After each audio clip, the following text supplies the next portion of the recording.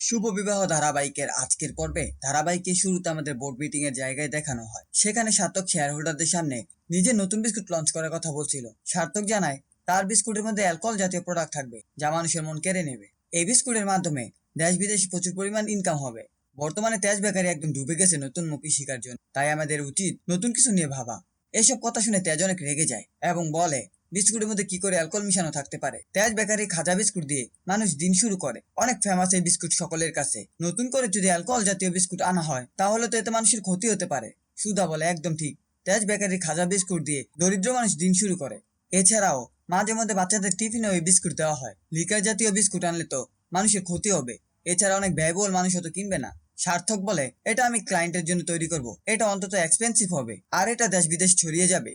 এটা কোনো সাধারণ মানুষের জন্য তৈরি হবে না। বোর্ড মিটিং এ দুই পক্ষের কথা শুনে সৃজন বোর্ডের ব্যবস্থা করে, কিন্তু সেই বোর্ডে তেজ এবং সার্থক সমান ভোট পায়। সৃজন ঠিক করে তেজ বেকারির নতুন উত্তরাধিকারী হতে হলে একদিনের মধ্যে সব থেকে বেশি সেল করতে হবে। যে বেশি সেল করতে পারবে সেই হবে এই কোম্পানির পরবর্তী উত্তরাধিকারী। এই কথা শুনে ইমন সার্থককে বলে এই চ্যালেঞ্জটা জেতা আমাদের জন্য খুব কঠিন হবে না, আমি সেফ নিয়ে আসবো দরকার পড়লে। অন্যদিকে সুধা তেজকে বলে আমাদের জিততে হলে নতুন কিছু নিয়ে ভাবতে হবে। তখন তেজ বলে যা বাবার আমি ভাববো, আপনাকে কিছু করতে হবে না। পরবর্তী সিনে আমরা দেখতে পাই তেজ বেকারি এবং সার্থকের নতুন স্টলের প্রতিযোগিতা শুরু হয়ে যায়। সার্থকের স্টলে ইমন প্রচার করতে থাকে তাদের বিস্কুটের কথা। তখন কাস্টমাররা সেখানে ভিড় করতে থাকে নতুনত্ব উপভোগ করার জন্য।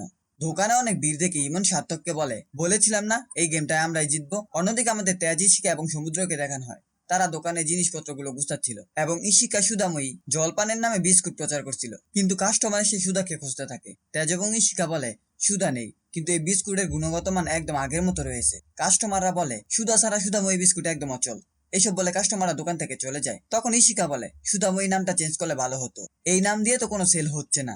তেজ বলে এই নাম চেঞ্জ করা যাবে না, এটা মানুষের ভালো লাগা, এটাকে ধরেই রাখতে হবে।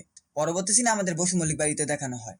সেখানে সুধা গজাননের কাছে প্রার্থনা করছিল এই বিজনেসের জন্য। তখন সুধা শ্বশুর সেখানে চলে আসে এবং সুধাকে বলে আমি সবকিছু ভুলে গেলেও তোমার নামটা আমার মনে ছিল, আমি কখনোই ভুলিনি তোমাকে। আমি জানি তেজ তোমাকে ওখানে যেতে হয়তো বারণ করেছে, কিন্তু তুমি ছাড়া আমাদের বিজনেস কখনোই দাঁড়াতে পারবে না, তুমি সেখানে যাও। তখন তোরে এসে তার দাদুকে বলে তুমি কি করে ভাবলে দাদু, মাম্মা ওখানে যাবে না, মাম্মাম তো বাবার জন্য গুড লাক।